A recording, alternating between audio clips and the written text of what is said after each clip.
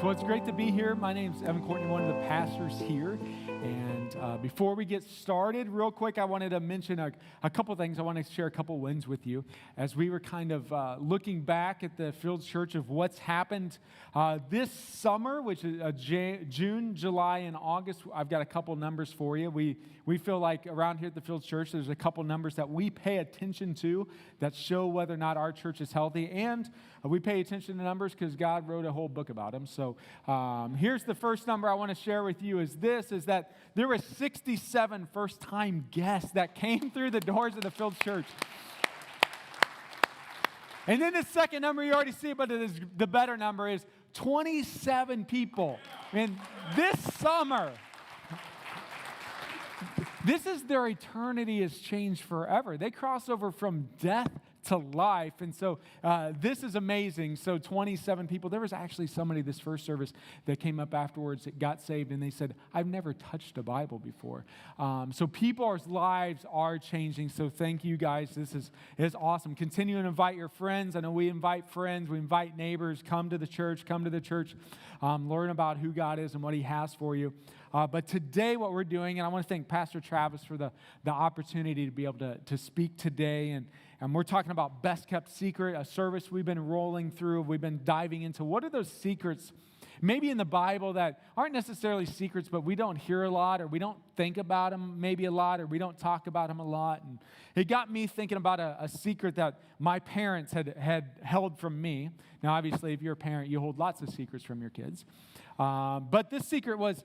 It was December of 1999, which is an important month. If you were living during December of 99, it was what we called the freak out month.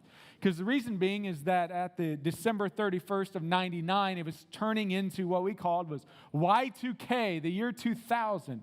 And everything was supposed to crash in the year 2000, right? Like all the computer systems were supposed to crash. The banking industry is supposed to go wild. All of our bank accounts were supposed to go zero. None of our computers were going to work. And so people are just like in freak out mode. And so I walk in one night. I was a teenager. I was going to college, and I was living at home. And I remember walking in the family room late one night, and sitting on the mantle was a cheese ball container, like one of those huge cheese ball containers that you get from Sam's Club or Costco's in it. And it's sitting there next to the fireplace. And the bad thing was, the disappointing thing was, it wasn't filled with cheese balls. The cheese balls were gone. But do you know what it was filled with? It was filled with money. It was filled with ones, fives, tens, one. Like this whole cheese ball thing was filled with cash. And so I walk in, I'm like, is my dad a drug dealer or what? So I walk in and I go, like, what's going on? What is this? And he goes, I'll give you that. I'm like, all right, I'm a teenager. I'm in college. I could use that. And he goes, I'll give you that if you can tell me how much money is in there. So I'm looking at it. I was always horrible at those things that have those marbles in there, trying to guess how many. And so I'm like, I don't know, like $350 or something. He goes, no, there's $20,000 in there. And I go, you put $20,000 in a cheese ball container? He goes, yes, it's Y2K, and everybody's freaking out. And so what he says, he goes, here's our game plan. He goes, we're going to take this cheese ball container, and we're going to bury this in the backyard. That way, when Y2K happens, if there's something that happens to you and my mom or myself and your mom, you and the brothers will be okay. You'll have this. And I go, okay, where are you hiding it on? He goes, well, that's the secret. He goes, I've created a map. And I've given the map to your aunt. So if something happens, your aunt will know where to find the cheese ball container. So that was the worst secret that's been ever held from me. Now, that was buried out on the llama farm. And my parents have since moved from there. And I just hope that they remembered that there was $20,000 buried out there under a llama poop pile or something like that. But as, I don't know in my transition to the Bible here, but there are secrets to the Bible, and kind of looking through the Bible, there's kind of this theme that pops up a lot of times that we might think is a secret that we really don't pay attention and we don't talk about it a lot, and it may sneak up on us.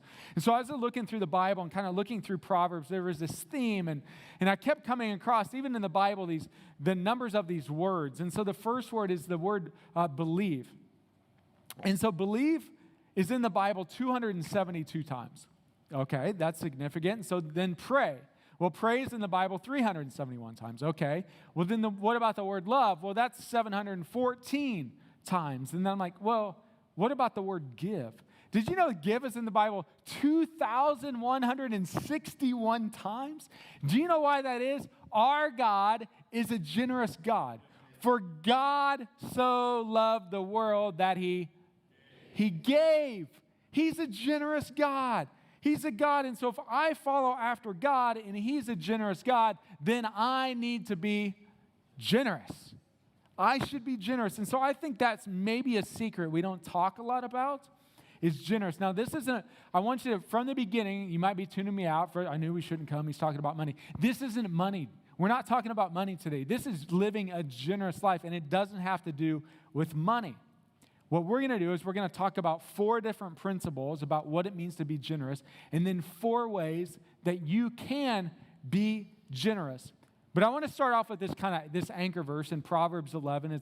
Proverbs is this book of wisdom, and verse 11 says, "The world of the generous," so if you're generous, your world gets larger and larger. But if you're not generous, your world gets smaller and smaller. Well, sign me up for the larger and larger world, whatever that is, right? So nearly every verse in the Bible that talks about generosity doesn't talk about how it impacts the receiver, but it talks about how it impacts the giver. This is all about the giver, the generous person. And so in the Bible, it talks about what's going to happen to you by you giving. It doesn't talk about anything about the person that's receiving it, but you. That when we live a generous life, it impacts you, and your world gets larger and larger. I don't know about you, but I want a larger and larger world. That means I have more and more influence. I have more and more impact. I get to see more and more people's lives change. I want my world to get larger and larger, not smaller and smaller. And so that's what we want to do, is to talk about today. Evan, how can I enlarge? How can I get larger and larger? Winston Churchill says this, a great quote. He goes, "We make a living by what we get, but we make a life by what we give." Lord, help me to give my life. How do you want me to give my life is what we're going to talk about today. And actually, what we're going to talk about today is we have a vision statement. There's 4 statements in our vision statement. It's out on the walls. We want people to know God, find freedom, discover purpose, and this last one of make a difference. And that's what this life of generosity is, making a difference. It's focusing on somebody else and not all the time on ours. And so 4 principles out of the book of Proverbs that talk about what it means to have a generous life and what's the impact on your life of you being generous. And the first one is this, is that the generous are happy. They're happy people. If you see people that are generous, man, they're the happiest people around. Generous people are happy. So I think about this. I think about a lemonade stand that the snotty-nosed neighbor kid does, in your neighborhood or whatever. You have them. I have them. Don't act like you don't. And so as you're driving around, you see them have this lemonade stand, and you stop by the lemonade stand as you pull up and you get out of your car. What are they doing? They're mixing the lemonade, the powder, and the water, and they get their finger inside of it, and they're swirling it around, right? You walk up, you give the child $1, you get into the car, you got your drink. As you get out of the view of the kid, you take the lemonade, you pour it out of the car, right? And what happens to you, though? Man, you feel good about yourself. You're like, wow, I just helped this kid. Do you know what? God hardwired you to enjoy that, to enjoy giving. Science has proven that whenever you're generous, there's some sort of chemical release in your brain that gives you the sensation of pleasure. God did that. God wired you that way to be a giver. So instead of God coming along and saying, I'm going to force you to give, He goes, I'm going to want you to make you want to give. That you're like, oh, wow, that felt so great buying that lemonade. Now who else can I go and bless? Man, that felt so great. If you've ever given to somebody, man, you walk away with like, yes, that feels so good. I'm so glad that I did that. And so God did that inside of us. And the Bible reflects this truth in Proverbs 11:25. It says, the generous will prosper. Now, a lot of times we see the word prosper in the Bible, we immediately think, wow, I'm gonna have lots of money if I'm generous. No. That's not what the word prosper means here. It doesn't mean more money. It means being propelled. You're going to be pushed forward, that the generous are going to be pushed forward in life. So if you feel like your life is laggy, it's boring, it's dead end, you don't know where it's going, it's kind of lazy, guess what you need to do? You need your life to get propelled. You need your life to get pushed forward. How do you do that? By being generous. And so the generous are happy people. Their life is being pushed forward. It's fun to give. It's great to give. That's why when we're supposed to give, and it's like a hilarious laugh, like it's fun. So I got a couple things. If you've got a couple minutes, I guess you're not going anywhere, but I got a couple ways that it's fun to show you guys of ways that you have given recently and how they have making a difference. And I want to run through them real quick. The first one is your generosity of how it's making a difference is this week. I think it's Tuesday. Is this room is going to be filled with pastors and church leaders from East Central Illinois that are coming to the Fields Church in here to learn how to grow a healthy church. And guess what? You've paid for them to have a nice meal with them and their spouse so that they can be blessed to learn about how to grow their church. So thank you guys for giving in that way. Also, several years ago, we had a school administrator came up to us and said, hey, once in a while we hear about needs of kids' lives that we can't facilitate them as an educational institution. Is there any way that you could come alongside and help? And so what we came up with is this program that we call the Fields of Hope. So anytime a school administrator or teacher or counselor discover a need in a kid's life that they can't figure out how to meet, they call us, they get a hold of us, and you go to thefieldsofhope.com and they submit it to us and say, hey, the Fields of Hope, can you come in and help? And so what that would mean is a couple of years ago, there was a kid whose life was, he was going well and his grades are well, and all of a sudden, one semester it turned, and the light switch went off, and his attitude, showing up late, grades were going down the tube, and the counselor knew there was something different. The counselor sat down with him, says, hey, dude, what's going on? What changed? And he goes, well, my dad recently died. And we didn't have any finances, so we didn't have a funeral. So we haven't had any closure, and my life's just gone in chaos. And so the school administrator, the counselor's like, well, we don't put on funerals here. And so guess what they did? They called us, said, hey, part of the Fields of Hope, can you guys help with this? And we said, great. We came in. You guys actually paid for a funeral for this kid. You paid for all the expenses at the funeral home. We put together a celebration service here for this kid. And you know what that did? I mean, that changed the trajectory of his life. So already this year, we've got notifications from the school of, hey, we learned from this third grader, this first grader, this last week I got a couple weeks ago, said the first week of school, they said, hey, these kids came to school and they said they're sleeping on the floor. They're not sleeping in beds. Can you get beds for them? We don't have beds at the school for them to take home.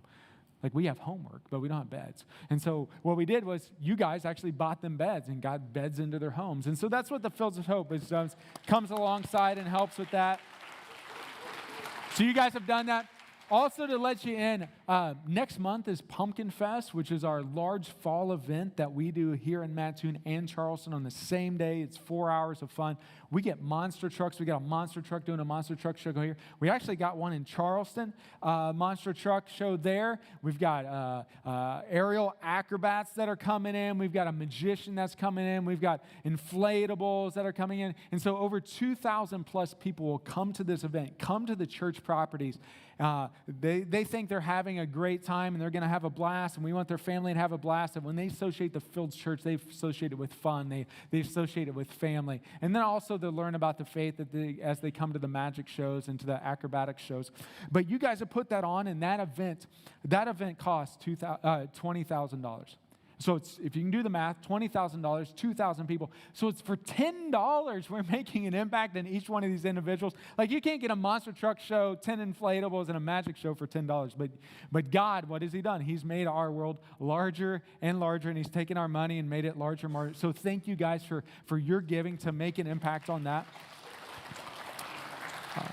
This last month, there was an individual in the Fields Church that passed away. A gentleman in his 60s passed away, and there was no finances for his friends, and his family couldn't come up with enough finances to do a funeral, to even do the smallest amount of cremation. And so you guys actually gave in to be able to take care of one of our own attenders that nobody could pay for that. You guys took care of that. Also, one of our dream teamers in Charleston, there's a clock ticking down in the back, so I'll just do one more.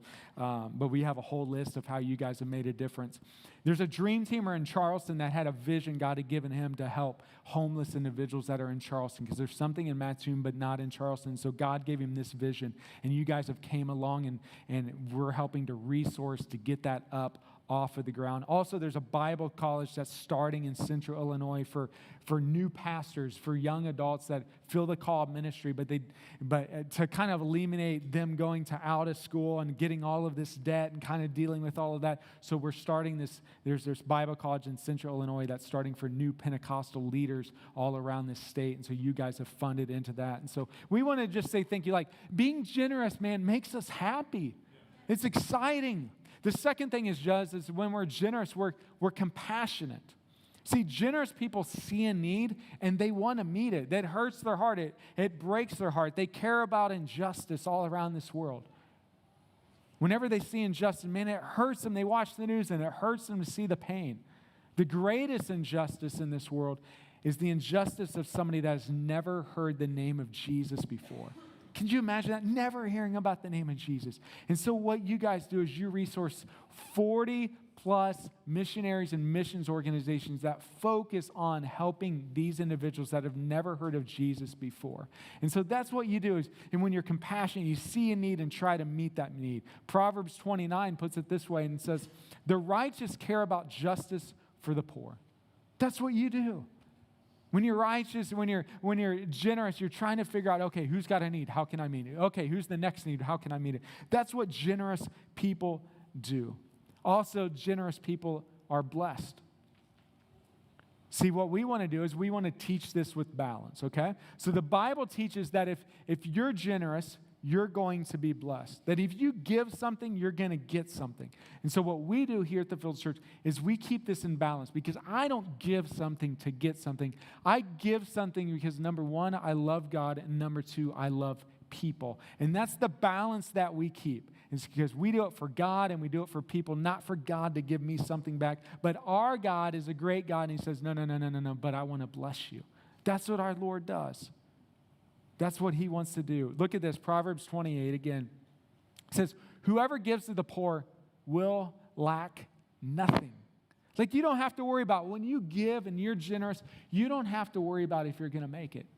Those that are worrying about whether or not they make it are the ones that aren't generous. So be generous, and the Lord, you're not going to lack anything. We teach this to our kids, and we want them to understand this concept of living with an open hand. That when the Lord gives me something, that I'm blessed to be a blessing. That I keep my hands open. And when I bless somebody else with what Lord has given me, he's going to give me more, and he's going to make my world larger and larger so that I can bless more and more people. And then I'm going to come back to him, and he's going to bless me more. And all of a sudden what happens, though, is when I close my hands and I'm going to grab that blessing and say, that blessing is mine, guess what happens? That blessing stops, and my world becomes smaller and smaller again. So that's what we have to do, is we have to think of it in the concept of, I am being blessed so that I can be a blessing, and that'll continue to happen and continue to flow in your life. So we want to be people that are generous so that and we can be blessed people. The fourth one is this, we don't talk about it a lot, is generous people are rewarded. So what's going to happen is when your life is over, you're going to stand before God, and if you followed after Jesus, he's going to say, well done, good and faithful servant.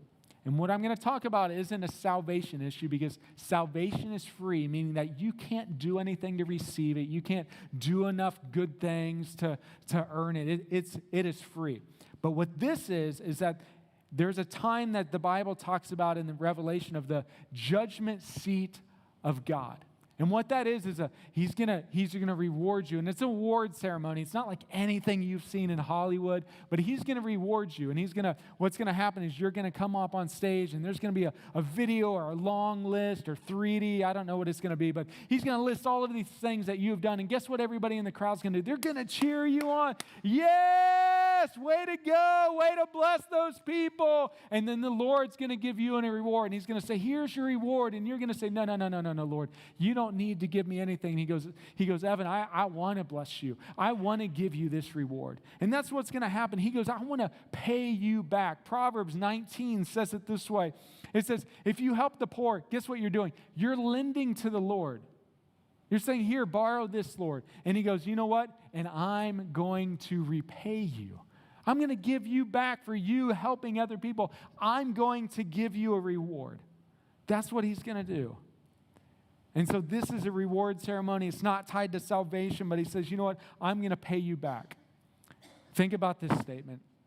It says, what we do for ourselves usually dies with us. What we do for others lives beyond us. And so that's why we're generous, because we don't want to do things for ourselves, but we want to do it for other people so it lives beyond us, that it keeps living. That's what a legacy, you might have heard of a legacy life, that when I'm going to leave a legacy, that when I leave this earth, I want people to remember the things that I've done, not out of my own selfish, but to say, you know what, I've done things that are lasting for eternity, that are making a change, that are making a difference. And that's what living a legacy is. Psalms 119 says it this way. It says, talking about generous people, they share freely and give generous to those in need. Their good deeds will be remembered forever. So when you're generous, guess what? Your deeds are going to be remembered forever, that your life is going to continue to live. And that's what our goal is for today, is to kind of stir that inside of you. Say, you know what? I want to live a life that's beyond just today in 2022, but I want to do something today. I want to do something that matters. I want to do something that's that fourth vision statement here at the First Church. I want to do something that makes a difference, that changes somebody else's life, that impacts other people in an amazing way. 2 Corinthians says this. It says, you will be made rich in every way. And whenever we use the word rich, a lot of times our kids will ask us, hey, Dad, are we rich? I'm like, well, it really depends on who you ask. If you ask most of the world, yes, we got a vehicle out in the driveway. You actually have 2 cars. So, I mean, most people don't. That's higher. That's the top 5% of the world. So, yes, we are rich. We're not rich by the means that you may be seeing on TV of people driving Ferraris, but we're rich. And so here he goes, you're going to be made rich in every way. This isn't just money rich, but in every way. Why? Why is he going to make us rich? So you can be generous when? On every occasion.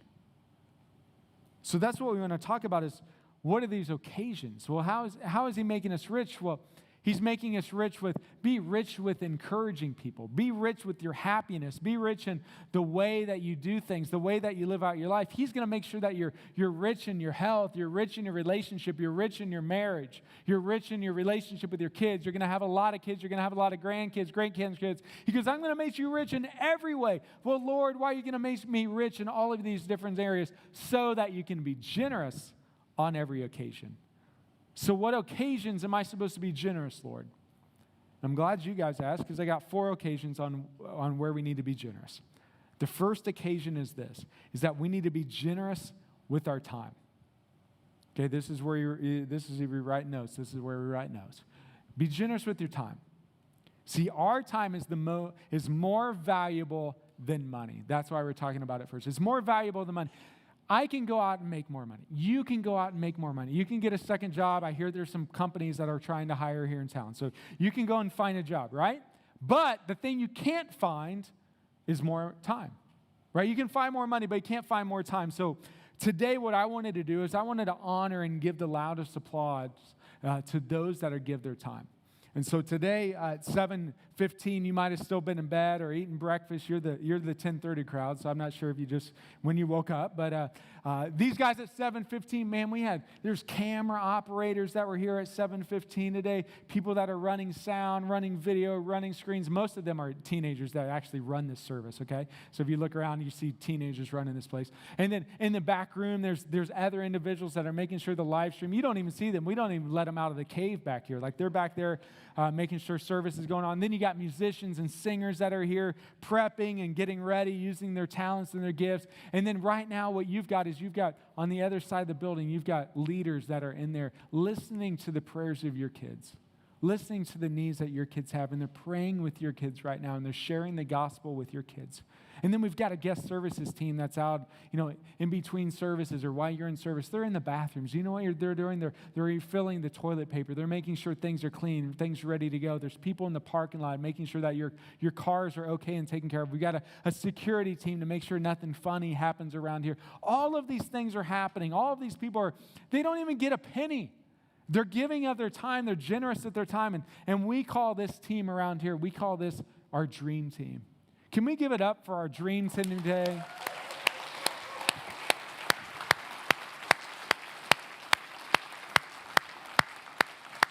Man, you guys are making a difference.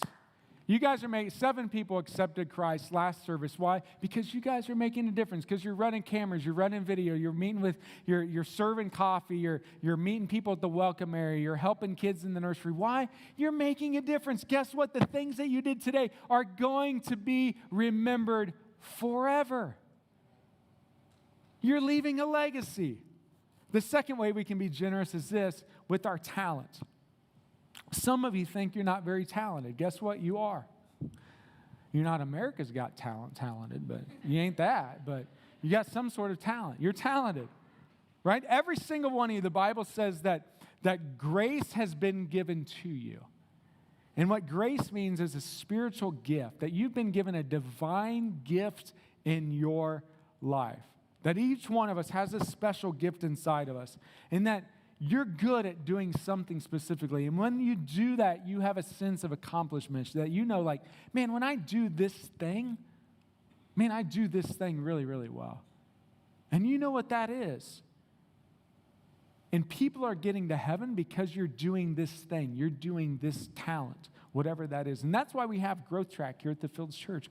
It helps you to discover what that divine gift is that God has put in your life. And it's 3 steps, and it happens on 3 Sundays, with the first step happening on the first Sunday of the month, and this second step on the second Sunday, and the third step on the third Sunday. And so you can get into Growth Track. It starts next month. The first step is you can RSVP at thefields.church so that you can understand and be able to discover your purpose, your divine gifting. He's given you something.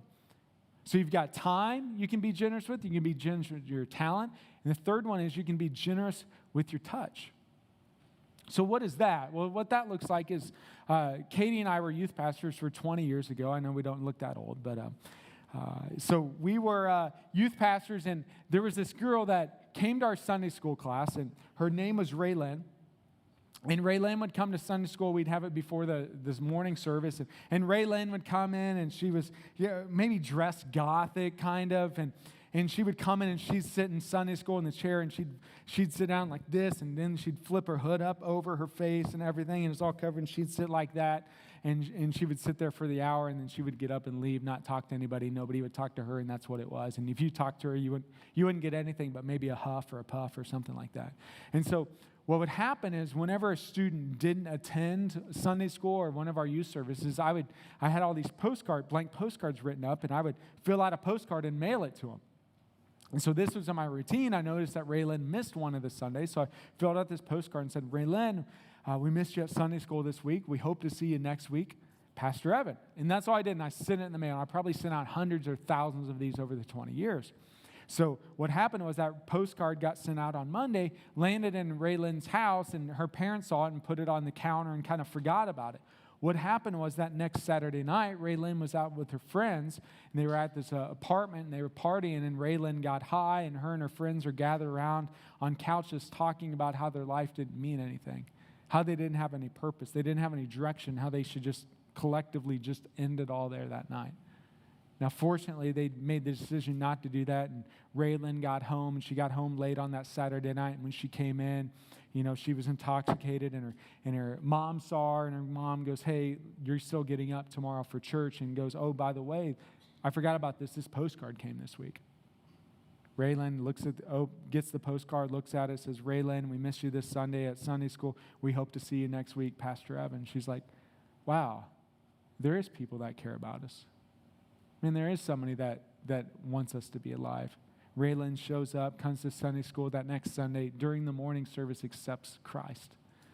And now she's a missionary in the United States. And so it's a generous touch. Right? I filled out that card hundreds, thousands of times. I sent that. And so that's what a generous touch is, that you sending a text to somebody today saying, man, thinking about you. Hope you have a great week. I want to let you know I'm in your corner. I'm praying for you. You can go for it. I'm in this with you together. You're not alone. You can do that all times of the day. It doesn't even cost you a penny. And you can make a difference. With a generous touch, you can smile to people. You can listen to people. You can sympathize with people. You can speak up for people. You can serve people. You can find a need. You can fill the need. You can make a sacrifice. And it doesn't even have to cost you anything. A generous touch. And the fourth one is this, is you can be generous with your treasure. Man, take your money, take 10% and give a tithe to the Lord to say, you know what, Lord, 10% of anything that comes in that you give me, it belongs to you. I'm going to give you 10% back. And then the rest of your money, what you're doing, you're praying and asking God, okay, God, these resources that you've given me, here's my open hand. What do I do with these? When I'm out at Cracker Barrel for lunch today, am I supposed to bless this server beyond her dreams? What do you want me to do with these resources? How do you want me to use them? And that's where you're generous with your treasure, asking the Lord, Lord, what am I supposed to do? How am I supposed to bless? You've created me to be a blessing to others. What does that look like?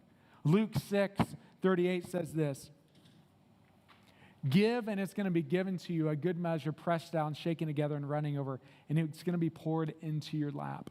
That when you get it, it's not even talking about the person's lap that you serve, but your lap. I mean, this is what happens to generous people, that your world, guess what? It's going to get larger and larger when you're generous. And that's with God. He wants you to become larger and larger. He wants you to become more influential. He wants you to become more generous, that when somebody thinks about your life, they're like, wow, that person is generous. That person is a blessing to others. And then here's my last statement, and we'll close, is this. The value of life isn't determined by how much I achieve or accumulate, but by how much of my life I give away. Our life isn't valued based on how much we have and how much we achieve and status and all these things that we gather, but our life is determined really by the value of our life is how much of it we give it away. Could you imagine if we had that kind of, this statement for our families? We gathered our kids together, our grandkids, say, hey, you know what? I mean, let's be a family that we're not worried about achieving things and accumulating. Let's be worried about how much we can give away, how much of our time, our talents, and our giftings, our touches, our compassion that we can give away to other people. Could you imagine if that started in our families and we got excited about it in our families and then it began to spill over into our church, if we have numerous families doing that, and then our church is like, man, what if we didn't worry about achieving and accumulating? What about we worried about giving this away and helping the schools and helping these missionaries all around this world and helping those that are in need in our community, that have a need? Could you imagine what difference that would make in our church if we started to do that even greater? And it would bleed over in our community and it would begin the ripple effect. That's what the Lord wants to do. So let's be people that are generous. Let's be people that aren't achieving and accumulating, but we're people that's giving. Let's go ahead and stand up. I want to pray with you today. God, I pray today pray for parents today. I pray for middle schoolers, God. Pray for high schoolers. Pray for grandparents, singles. God, I pray that you would bless them today so that we can be a blessing. God, may we be people that are generous with our time, that we'd find time to be able to bless other people. I pray that we'd be generous with our talents. Speak to us. Show us what those talents are that you've given us that we can help other people. God, may we be compassionate. Pray you'd open our eyes as we go throughout the day, that you would show us needs, God, specific needs, even today. Between now and the time we sleep today, God, give us a specific need that we can meet. God, I pray that you would show us a need, maybe even right now in our heads and our hearts, God, that you would show us a need that we can meet. May we be a blessing, God, not so we can close our fist to claim it as our own, but that we can bless other people, God. As your eyes are still closed, heads bowed. Maybe today you came in and you're far from Jesus and you need to know God. You don't have a relationship with God, and you came in and you're carrying sin and you're carrying shame and you're carrying guilt and you're just heavy. It feels like God's miles away. But did you know what? God is just one step away. And it's one step that you have to take. And it's the step of you having to turn around and telling God, God, here's my life. Forgive me. Change me. I want to come back and I want to follow after you. If you need to know him today, I just want to lead you in a prayer. But if that's you today, if you could just lift your hand up and let me know that's you. I'm going to start with going on the far right of the room just so I know who I'm praying with today. If that's you on this far right, if you could just lift your hand up for me and then down, just to say, you know what, Evan, I need to know God today. Just slip your hand up real quick for me. And then this, thank you. I see three hands right in this center section. Thank you. I see your hand, sir. I see your hand, ma'am. This section to the right of the middle aisle, if that's you, we've got 3 people already. Anybody else say, you know what, Evan, I need to, thank you, sir. I say, thank you, sir. We've got 4 people. Anybody else say, you know what, I need to know God today. And then this section to the left as Christians are praying today, this section to the left of the middle aisle, if that's you, just slip your hand up and say, Evan, I need to follow God today. I need to have a relationship with him. And then this far section, anybody in the far section here on the far left, say, you know what, Evan, that's me. I need to follow him. Just slip your hand up and then down. Great. We've got 4 people today that say, you know what, I want to know God. Let's pray together. God, today we come to you. We ask you to forgive us, to cleanse us. God, I feel far from you today, but I'm turning towards you. Come into my life. Change me. I believe that you died on the cross for me, that you came to this earth to forgive me of my sins, and today I'm accepting that gift. I'm accepting that free gift of your forgiveness. Take away this guilt and this shame and replace it with love and compassion and grace, God. Help me to follow you.